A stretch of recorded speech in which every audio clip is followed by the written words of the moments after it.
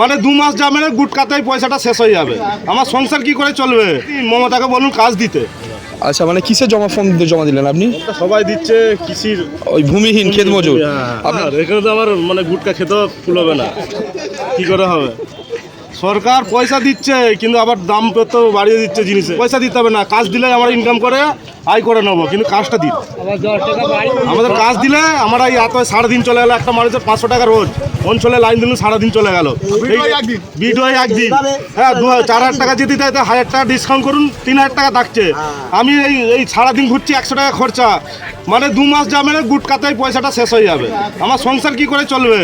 সংসার আপনি কাজ দিন, মমতাকে বলুন কাজ দিতে। মানুষকে বেকার মানে উল্টো পাল্টা চোখ করে না ঘুরিয়ে কাজটা দিলে মানুষের অনেক সুবিধা হয়।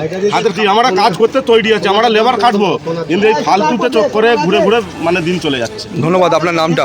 আমার নাম শেখ মহিদুল ইসলাম। কোথা থেকে আসছেন? দক্ষিণ পাড়াবাড়ি। ধন্যবাদ। আজকে যে কিসের জন্য দাঁড়িয়ে আছেন আজকে, প্রথমে এটা বলুন। যুবসাথী ফর্ম ফিল আপ করব। যুবসাথীর জন্য? আচ্ছা আচ্ছা। এই বেকার যুবকদের জন্য কি এই 1,500 টাকা সত্যি এনাফ হবে? একদমই নয়, একদমই নয় এটা। কিন্তু আমরা তো এমনিতে আর কিছু সুযোগ পাচ্ছি না, কিছুতেই সুযোগ পাচ্ছি না। কিন্তু যেটুকু আমরা বাধ্য হয়ে এটা মানে পাই সরকারি সুবিধা, এটাই আর কিছু না। আমাদের তো পরিশ্রম করেই খেতে হবে, আমাদের তো এই 1,500 টাকায় আর চলবে না। দিদি, আমরা অনেকে দেখেছি এমএ পাস ছেলেও তারা অনেকে লাইনে দাঁড়াচ্ছে, অনেকে বাধ্য হয়ে আসতেও চাইছে না, মানে লজ্জা করছে তারা। হ্যাঁ, লজ্জা তো করবেই। এত দূর পড়াশোনা করে মানে এত মানে খরচা করে পড়াশোনা করে মানে জীবনে একটা আশা নিয়ে যে একটা কিছু প্রতিষ্ঠিত হবে, যে কোনো চাকরি যে কোনো একটা সরকারি চাকরিটা যা কিছু একটা পাবো, কিন্তু সেটা তো হচ্ছে না। তার সাথে বাজার মূল্য তো বৃদ্ধি হচ্ছেই, তার সাথে তো দিন দিন বাজার মূল্যটা অতিরিক্তই বৃদ্ধি হয়ে যাচ্ছে।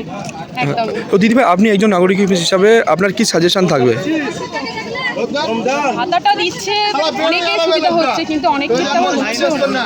কারণ যারা একদমই মানে নিম্নবিত্ত মানুষ, তাদের পক্ষে হয়তো কিছুটা হলেও হচ্ছে, সবার ক্ষেত্রে তো আর নয়। ধন্যবাদ দিদি। আপনার নামটা? কোথা থেকে আসছেন? চালদাখালি। নতুন ভিডিও দেখতে আমতা টিভি ফলো করে রাখুন। ধন্যবাদ আমাদের সঙ্গে জুড়ে থাকার জন্য।